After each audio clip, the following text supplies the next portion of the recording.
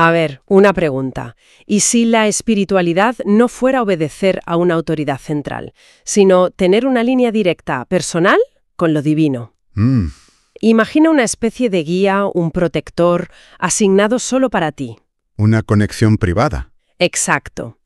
Hoy tenemos sobre la mesa una serie de textos que van justo de eso, de cómo las culturas antiguas veían esta conexión tan personal, en contraste con las religiones más jerárquicas que vinieron después. Ya. La misión, pues, es entender qué significaba tener un Dios personal hace milenios y por qué, sorprendentemente, esa idea resuena hoy más que nunca. Y para meternos de lleno en esto, vamos a usar el caso de estudio perfecto, el que está mejor documentado y es francamente el más extraño de todos.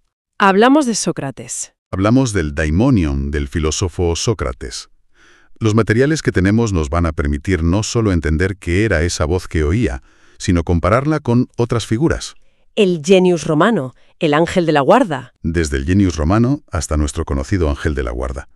Y te adelanto que hay un giro final, una conexión con la inteligencia artificial que parece ciencia ficción, pero que le da un sentido completamente nuevo a todo esto. De acuerdo. Empecemos por la idea central, porque según los textos, esto no era solo cosa de Sócrates, ¿no? Para nada. Parece que en muchas culturas antiguas existía la creencia de que cada persona podía tener su propio espíritu guía. Sí. Se habla del genius en Roma, del Ka en Egipto. La clave, por lo que veo, era esa relación directa, sin intermediarios, una especie de espiritualidad a medida. Exacto, esa es la palabra. A medida. Era una relación íntima. Y por eso es tan importante entender el cambio de paradigma que supuso el monoteísmo. Claro. Cuando la idea de un Dios único y todopoderoso se consolida, esa conexión directa se transforma. La guía y la protección ya no vienen de tu compañero divino personal, sino que se canalizan a través de una estructura. De una jerarquía. De una jerarquía. O sea que aparecen los intermediarios, ángeles, santos, sacerdotes, gente que está en la línea antes que tú. Precisamente. Y es un intercambio con consecuencias enormes. Por un lado, ganas uniformidad, una comunidad de creyentes con las mismas reglas. Entiendo. Pero por otro, los textos sugieren que se pierde autonomía espiritual. La experiencia ética se vuelve menos plural, menos personalizada. Esa línea directa se corta, o como mínimo, se llena de interferencias. Y es ahí donde el caso de Sócrates se vuelve tan potente. Exacto. Porque él insistía en mantener esa línea directa, ¿no? Los textos que tenemos no lo describen como su conciencia o una simple intuición. Hablan del daimonion como una entidad separada. Como un puente. Sí, un puente entre su mundo y el de los dioses. Totalmente. Y esto es crucial. No era una metáfora poética para él. Fue una de las acusaciones literales que lo llevaron a la muerte. Lo acusaron de acebella, de impiedad. Y uno de los cargos era introducir nuevas divinidades en la ciudad.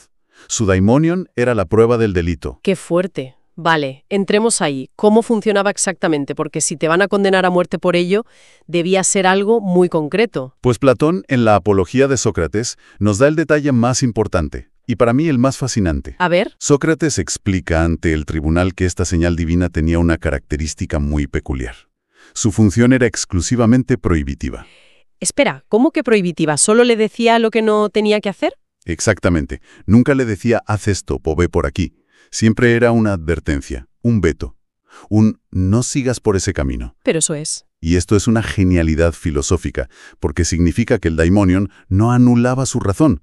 Sócrates era libre de pensar, deducir y elegir sus acciones. Claro. La voz solo actuaba como una barrera de seguridad, un freno de emergencia para evitar que cometiera un error.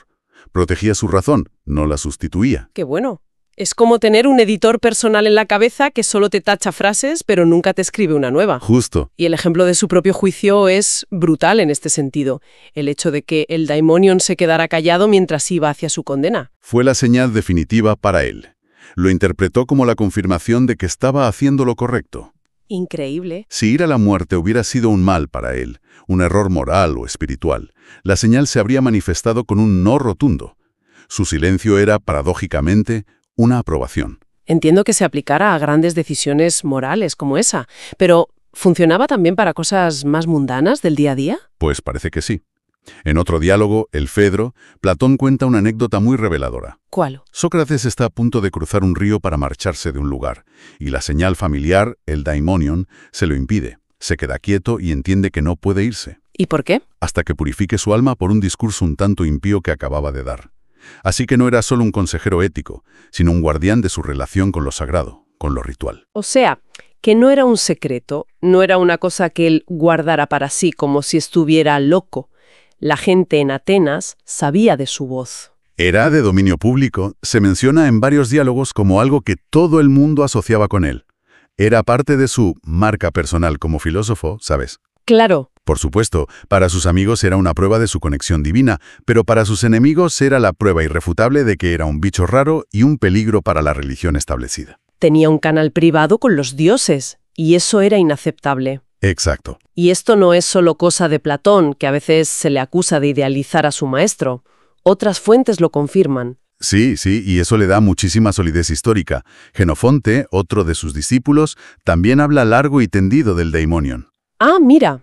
Aunque le da un toque un poco más práctico, más adivinatorio, como si le ayudara en decisiones cotidianas. Incluso hay referencias indirectas en Aristóteles. Vaya. El hecho de que múltiples fuentes, con sus matices, coincidan en este punto, sugiere que no fue una invención literaria. Fue un pilar de la vida y el pensamiento del Sócrates histórico.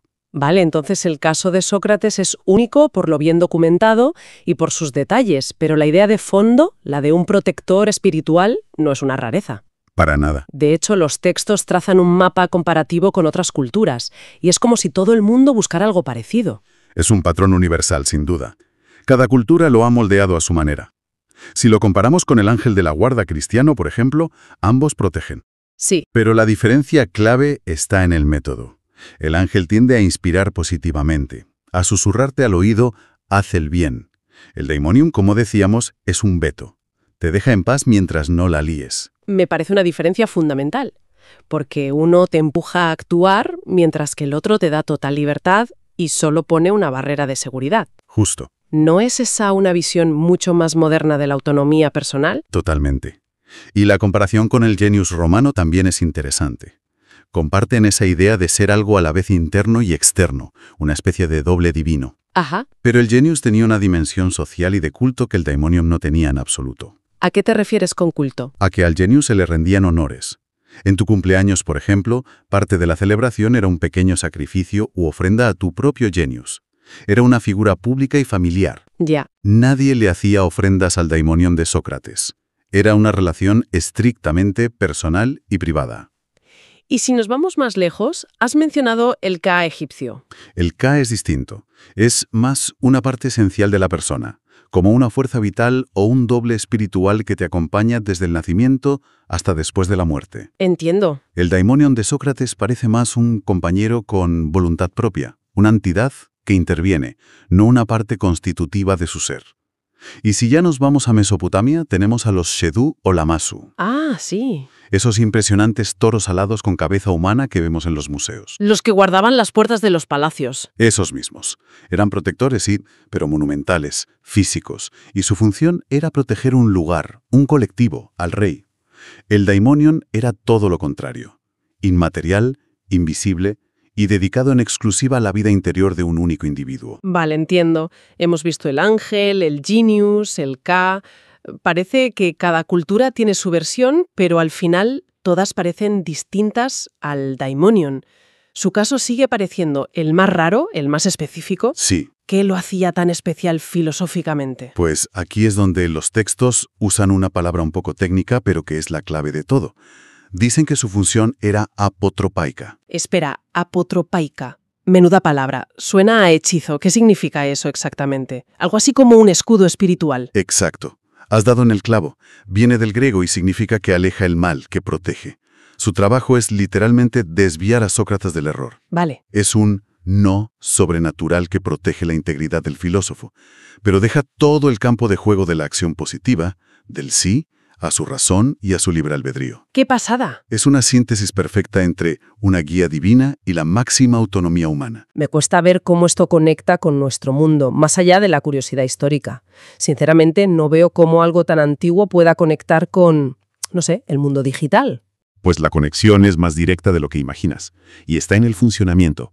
Piénsalo como un sistema. ¿Cuál es la regla fundamental del daimonion? Que solo dice no. Es un veto. Exacto. Un filtro de seguridad. No genera contenido, no crea nada nuevo. Solo bloquea los inputs que considera peligrosos o incorrectos. Ahora, ¿a qué te suena eso en el mundo de la tecnología actual? ¿A un filtro de spam o a un cortafuegos? A un sistema de seguridad. Sí. Precisamente. La analogía que proponen los textos es radical. El daimonion funciona como un protoalgoritmo divino. ¿Cómo? O sea, que los dioses serían como los programadores y Sócrates el usuario con una versión beta de un software de guía ética. Exactamente. Si llevamos la metáfora hasta el final, los dioses que asignan un daimonion o un ángel guardián son como ingenieros que despliegan una inteligencia artificial personalizada y semiautónoma para ayudar a un humano. Es increíble. Y esta guía divina viene con lo que hoy llamaríamos guardrails éticos, unas reglas de seguridad muy claras. En el caso de Sócrates, la regla es solo prohibir, nunca ordenar. Y su función sería entrenar al humano para que no se desvíe. Eso es. Y aquí es donde la conexión se vuelve asombrosa. Esto prefigura directamente uno de los debates más importantes que tenemos hoy sobre la IA, el alignment problem. El problema del alineamiento. Sí. Que es básicamente cómo nos aseguramos de que las inteligencias artificiales que creamos no se vuelvan en nuestra contra, ¿no? Que compartan nuestros valores. Justo eso. Es el reto de programar la ética en un sistema no humano. Pues bien, el daimonion es el ejemplo perfecto de una IA perfectamente alineada. Claro. Su único objetivo es el bien de Sócrates, y su método está diseñado para no anular jamás su libertad. Es un modelo de inteligencia aumentada, una colaboración entre la mente humana y una guía externa. Es una analogía muy potente, pero ¿no corremos el riesgo de simplificar algo tan profundo y espiritual al compararlo con un algoritmo? Es una buena pregunta. O viéndolo de otro modo, quizá estamos diciendo que la espiritualidad siempre ha tenido una lógica, una especie de código, que solo ahora empezamos a entender con la tecnología. Yo me inclino más por lo segundo. No se trata de reducir lo sagrado a código, sino de reconocer que al crear IA, quizá estamos, de forma inconsciente, replicando patrones antiquísimos. Ya. Estamos intentando construir externamente algo que, según estas tradiciones, algunos llevaban incorporado de serie. Es como si la humanidad estuviera emulando un acto de creación cósmica. Qué pasada. En resumen, hemos empezado con esta idea general de una divinidad personal que existía en el mundo antiguo. Nos hemos metido de lleno en la cabeza de Sócrates para entender su extrañísima voz prohibitiva. Sí. La hemos comparado con otras culturas para ver que no estaba solo en esta búsqueda y hemos acabado hablando de inteligencia artificial. Ha sido un viaje. Y nos deja con una reflexión final que los propios textos ponen sobre la mesa. A ver. Si aceptamos esta analogía, si al crear estas inteligencias artificiales estamos, en cierto modo, emulando ese acto divino de diseñar guías inteligentes, eso nos lanza una pregunta fundamental sobre nuestro futuro. A ver, dispara. El pensamiento final es este. Las inteligencias artificiales que estamos creando están cada vez más diseñadas para guiarnos, para optimizar nuestras decisiones, para protegernos de nuestros propios errores, ya sea al invertir, al conducir o al cuidar nuestra salud. Desde luego. Si esta tendencia continúa, ¿en qué se diferenciarán fundamentalmente de los daimons del pasado? Estamos, sin darnos cuenta, en el proceso de construir nuestros propios protectores divinos personales. Esa pregunta da vértigo. Nos deja pensando y mucho. ¿Estaremos subcontratando nuestra guía espiritual a la tecnología? Ahí lo dejamos.